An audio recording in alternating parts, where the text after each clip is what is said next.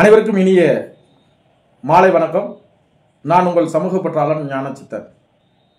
Wisdom revolution 360 degree என்ற தளத்தின் வாயிலாக இன்றைய இளைஞர்கள் போட்டித் தேர்வில் வெற்றி பெற வேண்டும் என்கின்ற உயர்ந்த நோக்கத்தின் அடிப்படையில் பல்வேறு கோணத்தில் பல்வேறு வகையான பொது அறிவு தகவலை நான் திரட்டி வழங்கி வரேன்.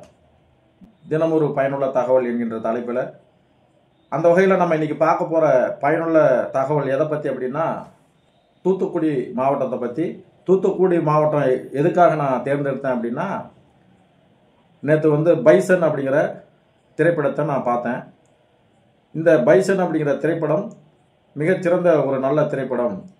இந்த திரைப்படமானது எதிர்மறையான விமர்சனம் செய்து அந்த திரைப்படத்தை ஓட விடக்கூடாது அப்படின்னு நிறைய கெட்டணத்தோடு நிறைய பேர் பதிவுகள் போடுறாங்க. இப்போ அந்த சமூக வலைதளங்களில் அந்த பதிவுகளை பார்த்து எனக்கும் ஒரு நெகட்டிவான ஒரு எண்ணம் வந்துச்சு. சரி, இந்த படத்துக்கு ஏன் அப்படி போயிட்டு இப்படி விமர்சனம் பண்ணுறாங்களே அப்படின்னு ஒரு தயக்கத்தோடு அந்த படத்துக்கு போனேன். போன பிறகு தான் அந்த பார்த்த பிறகு தான் தெரிஞ்சது, இப்படி ஒரு அருமையான திரைப்படத்தை நம்ம மிஸ் பண்ணியிருப்போம். சமூக வலைதளங்களில் வரும் எதிர்மறையான விமர்சனத்தை பார்த்து மெய்யழகன் அப்படிங்கிற திரைப்படத்தை நான் பார்க்கல. வலைதளங்களில் அந்த படத்தை நெகட்டிவாக நிறைய விமர்சனம் பண்ணாங்க. மெய்யழகன் அப்படிங்கிற திரைப்படம், அந்த திரைப்படத்தை ஓடிடியில் பார்த்த பிறகு இப்படி ஒரு திரைப்படம், அந்த படம் தெலுங்கு படம் ஓடுது, கன்னட படம் ஓடுது, மலையாள படம் ஓடுதுன்னு நம்ம குறை சொல்கிறோம். ஆனால் இப்படி ஒரு நல்ல படம் மெய்யழகன் அப்படிங்கிற திரைப்படத்தை நம்ம மிஸ் பண்ணிட்டோமே. இந்த சமூக வலைதளங்களில் எதிர்மறையான விமர்சனத்தை பார்த்து அந்த படத்தை நான் நிராகரிச்சிட்டேன். சரி, அதே மாதிரி இந்த படமும் நம்ம பண்ணக்கூடாது. நம்ம போய் அந்த படம் நல்லா இருக்கோ இல்லையோ ஒன்ஸ் போய் பார்க்கலாம். பொதுவாக மாரி செல்வராஜ் அவர்கள் எடுத்தாவே சோசியல் மெசேஜ் ஏதாவது ஒன்று இருக்கும். குறிப்பாக அதாவது ஜாதின்னு மட்டும் பார்க்காம சாதிக்க நினைக்கணும் அப்படிங்கிறது தான். அதாவது ஜாதின்னு சொல்லி அவரை ஒரு குறிப்பிட்ட வட்டத்துக்குள்ளே அடைக்கிறாங்க. அப்படி அடைக்கக்கூடாது. அதனால் இப்போ இந்த பைசன் அப்படிங்கிற திரைப்படம் எனக்கு ரொம்ப பிடிச்ச திரைப்படமாக அமைஞ்சது. இந்த திரைப்படத்தை எதிர்மறை விமர்சனம் செய்து தடுக்க பார்க்குறாங்க. அப்படி நீங்கள் மிஸ் பண்ணக்கூடாது அப்படிங்கிற ஒரு நல்ல நோக்கத்தோடு தான் இந்த விமர்சனத்தை நான் இந்த பதிவின் மூலம் செய்கிறேன். அது மட்டும் இல்லை, இந்த திரைப்பட விமர்சனம் என்பதோடு மட்டுமல்லாமல் இந்த பதிவில் என்னால் முடிந்த பொது அறிவு தகவல் எந்த அளவுக்கு திரட்ட முடியுமோ அந்த அளவுக்கு திரட்டி நான் தரேன். இப்போ பொதுவாக மாரி செல்வராஜ் அவர்கள் அவருடைய கேரியர் பரியேறும் பெரும்பால் தொடங்கி வாழை வரை சமூக மாற்றத்துக்கு தேவையான அரசியல் ஜனரஞ்சக கதைகளை அமைத்து நல்ல மெசேஜ், சோசியல் மெசேஜ் சொல்லக்கூடிய ஒரு நல்ல இயக்குனர். குறிப்பாக தென் மாவட்டத்தில் இருக்கின்ற வட்டார மொழியை, அதாவது தமிழில் பல தமிழ் இருக்குது. சென்னை தமிழ் இருக்குது, மதுரை தமிழ் இருக்குது, கோவை தமிழ் இருக்குது, நெல்லை தமிழ் இருக்குது. அது மாதிரி நெல்லை தமிழ் மக்களின் வட்டார மொழியை, தென் மாவட்ட மக்களின் வாழ்வியலை படைப்பின் வாயிலாக வெளிப்படுத்தி வருகிறார் தோழர் மாரி செல்வராஜ் அவர்கள். பைசன் அப்படிங்கிற திரைப்படமானது தூத்துக்குடி மாவட்டத்தின் பின்னணியில் எடுக்கப்பட்ட ஒரு உண்மை சம்பவத்தை திரைக்கதையாக அமைத்து எடுக்கப்பட்ட திரைப்படம். இப்போ தூத்துக்குடி மாவட்டம்னு பார்த்தோம்னா, தூத்துக்குடி மாவட்டமானது தென் பகுதியில் காணப்படுகிற ஒரு மாவட்டம். மொத்தம் 38 மாவட்டத்தில் இதுவும் ஒரு மாவட்டம். இந்த தூத்துக்குடி மாவட்டமானது தமிழகத்தின் நுழைவாயில் என்று அழைக்கப்படுகிறது. அதுக்கு காரணம் என்ன அப்படின்னா, தூத்துக்குடியில் இயற்கையாக அமைந்த துறைமுகம் இருக்குது. இந்த துறைமுகத்தை வைத்து தான் ஆசிய பகுதியில் இருக்கிற வர்த்தகம் நடைபெற்று கொண்டிருக்கிறது. கப்பல் சேவை இந்த தூத்துக்குடி துறைமுகம் வாயிலாக தான் நடைபெறுது. அதனால் தூத்துக்குடிக்கு தமிழகத்தின் நுழைவாயில் என்கின்ற ஒரு சிறப்பு பெயர் இருக்குது. அது மட்டும் இல்லாமல் தமிழகத்தில் மொத்தம் 10 மாநகராட்சி இருக்குது. 10 மாநகராட்சியில் தூத்துக்குடி மாநகராட்சியும் ஒன்று. இது மாநகராட்சி எப்போ ஆனது அப்படின்னா 2008ஆம் ஆண்டு ஆகஸ்ட் 5ஆம் தேதி மாநகராட்சி அந்தஸ்து பெற்றது. முத்தமிழறிஞர் டாக்டர் கலைஞர் அவர்களின் ஆட்சியின் பொழுது தூத்துக்குடி நகரமானது மாநகராட்சியாக மாறியது. இப்போ தூத்துக்குடிக்குன்னு சிறப்பு பெயர்கள் நிறைய இருக்குது. தமிழகத்தின் நுழைவாயில்ன்றோம், தென்னிந்தியாவின் நுழைவாயில்ன்றோம். அடுத்தது பார்த்தோம்னா திருமந்திர நகர் அப்படிங்கிற ஒரு சிறப்பு பெயர் இருக்குது. அதுக்கு அடுத்தது பார்த்தோம்னா முத்து நகர் அப்படிங்கிற ஒரு சிறப்பு பெயர் இருக்குது.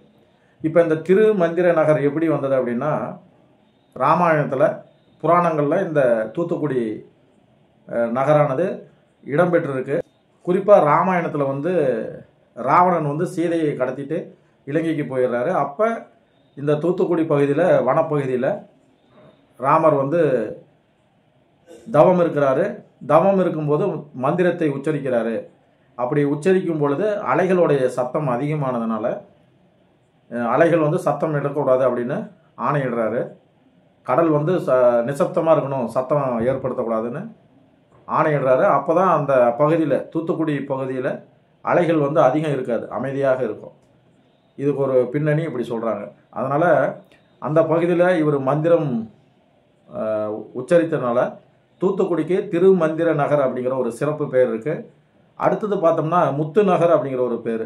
இப்போ முத்து நகர் அப்படிங்கிற பேர் எதுக்கு வந்தது அப்படின்னா, அந்த காலத்தில் பரதவர் அப்படிங்கிற இன மக்கள் தூத்துக்குடியில் அதிகமாக வாழ்ந்து வந்தாங்க. பரதவர் மக்களுடைய குலத்தொழில் என்னன்னு பார்த்தா மீன் பிடித்தல் மற்றும் முத்து எடுப்பது அவங்களுடைய குலத்தொழில். அந்த முத்து குளித்தல் அதிகம் ஈடுபட்டதுனால இந்த நகருக்கு முத்துக்குளித்துறை அப்படிங்கிற ஒரு பேர் இருக்குது. பின்னால் அது வந்து முத்து நகர் அப்படின்னு சிறப்பு பேர். இப்போ எக்ஸாம்பிளில் கேட்பாங்க, முத்து நகர் என்று அழைக்கப்படும் நகர் எது அப்படின்னு. அதுக்கு ஆன்சர் வந்து தூத்துக்குடி. இப்போ முத்து நகருங்கும் போது முத்து நகர் எக்ஸ்பிரஸ் அப்படின்னு ஒரு ரயில் சர்வீஸு, தொடருந்து சேவையானது சென்னையிலிருந்து தூத்துக்குடிக்கு இருக்குது. முத்து நகர் விரைவு வண்டியானது சென்னையிலேருந்து சர்வீஸ் இருக்குது. இப்போ எல்லாம் நீங்கள் மனசில் பதிவு வைக்கணுங்கிறதுக்காக நான் சொல்கிறேன். அடுத்தது பார்த்தோம்னா தூத்துக்குடி மாவட்டத்தின் சிறப்புகள் என்ன அப்படின்னா, உப்பு உற்பத்தியில் ஆசியாவிலே அதிக உப்பு உற்பத்தியில் தூத்துக்குடி மிகச்சிறப்பாக திகழ்கிறது. அது மட்டும் இல்லை, சுடுமண் அமைப்பில், சுடுமண் இருக்கு இல்லையா, அதாவது மண்பாண்டங்கள் அதிகம் செய்கிற இடம் இந்த தூத்துக்குடி மாவட்டத்தில் இருக்குது. அது மட்டும் இல்லை, மெக்ரூன் அப்படிங்கிற ஒரு இனிப்பு வகையான பதார்த்தம் புகழ்பெற்ற ஊராக தூத்துக்குடி திகழ்கிறது. இதெல்லாம் தூத்துக்குடி மாவட்டத்திற்கு சிறப்பு சேர்க்கும் பொருட்கள், பெயர்கள், வழிபாட்டு தலங்கள். அடுத்தது பார்த்தோம்னா தூத்துக்குடி மாவட்டத்தில் பிறந்த சாதனையாளர்கள்னு பார்த்தோம்னா, வரலாற்றில் வீரபாண்டிய கட்டபொம்மன், மகாகவி பாரதியார், கப்பலோட்டிய தமிழன் வ.உ. சிதம்பரனார், இவங்கெல்லாம் வந்து சுதந்திர போராட்ட வீரர்கள். அடுத்தது அரசியல்னு பார்த்தோம்னா தோழர் நல்லக்கண்ணு ஐயா, மனிதநேய மக்கள் கட்சி தலைவர் ஜவஹர்லுல்லா, இவங்கெல்லாம் அரசியலில். அடுத்தது நடிகர்னு பார்த்தோம்னா நடிகர் சந்திரபாபு அவர்கள், நடிகர் பார்த்திபன், நடிகர் விவேக், இயக்குனர் மாகிரி செல்வராஜ், இவங்கெல்லாம் வந்து திரைத்துறையை சார்ந்தவங்க. அடுத்தது இலக்கியத்தில் பார்த்தோம்னா உமறு புலவர், கரிசல் காட்டின் தந்தை, இலக்கியத்தின் தந்தை என்று போற்றப்படும் கி. ராஜநாராயணன், இவங்கெல்லாம் வந்து இலக்கியத்தில் புகழ்பெற்ற சாதனையாளர்கள். அடுத்தது விளையாட்டுத்துறையில் சாதனையாளர்கள் யாருன்னு பார்த்தோம்னா இவர் தான், மணத்தி கணேசன் அவர்கள் 1995ஆம் ஆண்டு விளையாட்டு வீரருக்கான அர்ஜுனா விருதை பெற்றவர் மணத்தி கணேசன் அவர்கள். இப்போ மணத்தி கணேசன் அவருடைய உண்மையான வாழ்வியலை வைத்து தான் இந்த பைசன் அப்படிங்கிற திரைக்கதையை அமைத்திருக்கிறாரு இயக்குனர் மாரி செல்வராஜ் அவர்கள். மணத்தி கணேசன் அவர்கள் வந்து மிகச்சிறந்த ஒரு தமிழக கபடி வீரர், அர்ஜுனா விருது வாங்கினவர். இப்போ அர்ஜுனா விருதுன்னு பார்த்தோம்னா, அர்ஜுனா விருது வந்து 1961ஆம் ஆண்டு தோற்றுவிக்கப்பட்ட விருது. இந்த விருதானது விளையாட்டு துறையில் விளையாட்டு வீரர்களுக்கு வழங்கப்படும் மிக உயரிய விருது அர்ஜுனா விருது. இந்த அர்ஜுனா விருதினுடைய பரிசு வந்து ஒரு சான்றிதழ், 15 லட்சம் ரூபாய் ரொக்க பரிசு அர்ஜுனா விருது. இதெல்லாம் கண்டிப்பாக கொஷினில் கேட்பாங்க. இப்போ வந்து நம்ம திரைப்படத்துக்கு வரலாம். இப்போ பைசன் படத்துடைய கதை கரு என்ன அப்படின்னா, மன்னத்தி கணேசன் அவர்களுடைய வாழ்க்கையிலையும் தென் மாவட்டத்தில் நடந்த உண்மை சம்பவங்களை சில சம்பவங்களை பின்னி, அதாவது பல வகையான மலர்களை தொடுத்து ஒரு மாலையாக தருவது போல தென்பகுதியில் தூத்துக்குடி மாவட்டத்தில் நடந்த உண்மை சம்பவங்களை தொகுத்து ஒரு பைசன் அப்படிங்கிற ஒரு நல்ல படைப்பை இயக்குனர் மாரி செல்வராஜ் அவர்கள் தந்துக்கிறார். அதாவது கிட்டானுங்கிற கதாபாத்திரம் வந்து வண்ணத்தி கணேசன் அவர்களுக்கான உண்டான பாத்திரம். அந்த கிட்டான் அப்படிங்கிற கதாபாத்திரத்தில் துருவ் விக்ரம் அவர்கள் மிகச்சிறப்பாக நல்லா அருமையாக நடிச்சிருக்கிறாரு. அவருடைய எண்ணம் சொல் செயல் அனைத்துமே கபடியில் மட்டும்தான் இருக்குது. அதனால் அவர் வந்து கபடினே இருப்பார். ஆனால் அவருடைய தந்தையாக வேலுச்சாமி அப்படிங்கிற கேரக்டரில் நடிகர் பசுபதி அவர்கள் இதில் சார்பட்டா பரம்பரையில் ரங்கன் வாத்தியாரா பக்கா மாசாக இருப்பார். இந்த திரைப்படத்தில் வந்து பசுபதி அவர்கள் வேலுச்சாமி அப்படிங்கிற கேரக்டரில் கதாநாயகனின் தந்தையாக மிக அருமையாக நடிச்சிருப்பார். படம் ஃபுல்லாக அவருடைய ரோல் மிகச்சிறப்பாக அமைஞ்சிருக்கும். அதே மாதிரி ஒரு கதாநாயகன் கிட்டானின் கனவை நனவாக்க பாடுபடுறல பல பேர். அதில் ஒருத்தர் பிடி வாத்தியாராக வர்ற நடிகர் அருவி மதன் அவர்கள். அவர் பிடி வாத்தியாராக மிகச்சிறப்பாக நல்லா நடிச்சுக்கிறாரு. அது மட்டுமல்ல, இந்த கபடி போட்டியில் பல இயற்கையாகவே பல பிரச்சனைகள் ஏற்படுது. எப்படின்னா, அமீர் வந்து பாண்டியராஜன் அப்படிங்கிற ஒரு கேரக்டரில் வராரு. நடிகர் லால் அவர்கள் கந்தசாமி அப்படிங்கிற ஒரு கேரக்டரில் வராரு. இவங்கெல்லாம் எப்படி பண்ணுறாங்க, அதாவது ஒரு மனிதன் செய்கின்ற தவறு ஒரு மனிதனுக்கு எப்படி வந்து, இப்போ நான் ஒரு கனவோடு இருக்கிறேன், பிறர் செய்யும் தவறுகளால் என்னுடைய கனவு தடைபடுது. அதை மிக அருமையாக காட்சிப்படுத்துகிறார் இயக்குனர் மாரி செல்வராஜ் அவர்கள். அதாவது யாரோ செய்த தவறுக்காக யாரோ ஒருத்தர் வந்து பாதிக்கப்படுறது. அதனால் இந்த படத்தில் என்னுடைய பாட்டம் பூட்டம் செஞ்ச அந்த பட்ட கஷ்டத்தை தான் நான் கதையாக பாடுறேன் அப்படின்னு பாட்டு இது. அந்த பாட்டிலெல்லாம் நல்லா லிரிக்ஸ் எல்லாமே அருமையான லிரிக்ஸு, மிக அருமையான பாடல்களை பின்னணியாக இசை வந்து நிவாஸ் கே பிரசன்னா நல்லா அருமையாக இசையமைச்சுக்கிறாரு. எல்லா பாடல்களுமே நல்லா இருக்குது. அதே மாதிரி ஒளிப்பதிவுன்னு பார்த்தோம்னா எழில் அரசு அவருடைய ஒளிப்பதிவு மிக அருமையாக இருக்குது. அதே மாதிரி படத்தில் வந்து கபடி சீன் அதிகமாக இருக்குது. இந்த காட்சிகளில் வந்து நம்மளுக்கு போர் அடிக்காத வகையில் எடிட்டர் சக்தி திரு அவர்கள் மிக அருமையாக எடிட்டிங் பண்ணிக்கிறாரு. திரைப்படத்தில் வந்து எதிர்மறை விமர்சனம்னு சொல்லி நம்ம போய் பார்த்தோம்னா நெகட்டிவ் எதுவுமே கிடையாது. இந்த படத்தோடைய மைய கருத்து என்னன்னா, ஜாதி மத மோதல்கள் இருக்கக்கூடாது, சமத்துவம் தான் முக்கியம் அப்படிங்கிறது தான் இந்த படத்தோடைய மைய கருத்து. ஐயன் திருவள்ளுவர் சொன்ன மாதிரி பிறப்புக்கும் எல்லா உயிர்க்கும் அப்படிங்கிறது தான் இந்த படத்தோடைய மைய கருத்து. அது வந்து இந்த விளையாட்டு கபடி விளையாட்டில் அவர் எப்படி வந்து ஒரு பல தடைகள் அவருக்கு இயற்கையாகவே அமையுது. ஒரு குறிப்பிட்ட சமூகத்தை சார்ந்தவர் விளையாட வந்து எத்தனை சவால்களை சந்திக்கிறாரு, அவர் சோதனைகளை எப்படி சாதனையாக மாற்றுகிறார், அவர் தடைகளை எப்படி தகர்த்து எறிகிறார் அப்படிங்கிறது தான் இந்த படத்தின் மொத்த காட்சிகளும் அப்படி அமைஞ்சிருக்கு. இன்னும் குறிப்பாக சொல்ல போனோம்னா 16ஆம் நூற்றாண்டில் ஆப்பிரிக்கா கண்டத்திலிருந்து அமெரிக்கா கண்டத்திற்கு நீக்ரோ இன மக்கள் வந்து கப்பலில் கடத்திட்டு போனாங்க அடிமைகளாக. இப்போ ஆடு மாடு மாதிரி சந்தையில் மனிதர்களை வச்சு விலைக்கு வாங்கிட்டு போனாங்க 16ஆம் நூற்றாண்டில். அப்புறம் பார்த்தோம்னா ஒரு 300-400 வருஷ போராட்டம் புரட்சியால் எழுச்சியால் அமெரிக்காவில் வந்து ஆப்ரஹாம் லிங்கன் அப்படிங்கிற ஒரு மனித வடிவில் உருவான தெய்வம் அடிமை ஒழிப்பு முறையை கொண்டு வராரு. அடிமை ஒழிப்பு சட்டத்தை 1860ஆம் ஆண்டில் அமெரிக்காவில் கொண்டு வராரு. அதன் பிறகு அதாவது கருப்பின மக்களும் வெள்ளையின மக்களும் நிற பாகுபாடால் அடிச்சுக்கிறாங்க, பிடிச்சிக்கிறாங்க. ஆனால் அதன் பிறகு வந்த மார்ட்டின் லூதர் கிங் அவர்கள் ஒரு கனவு காண்றாரு. நான் ஒரு கனவு கண்டேன், ஐ ஹாவ் எ ட்ரீம். என்னுடைய கனவுல என்னுடைய குழந்தைகளும் வெள்ளையின குழந்தைகளும் அமெரிக்க வீதிகளில் 2 குழந்தைகளும் வெள்ளையின குழந்தையும் கருப்பின குழந்தையும் ஒன்று சேர்ந்து விளையாடுவது போல நான் ஒரு கனவு கண்டேன் அப்படின்னு சொல்லி ஐ ஹாவ் எ ட்ரீம்னு மிகச்சிறந்த ஒரு பேச்சு அமெரிக்காவில் பேசினார். அது இன்றளவும் மிகச்சிறந்த பேச்சாக திகழ்கிறது.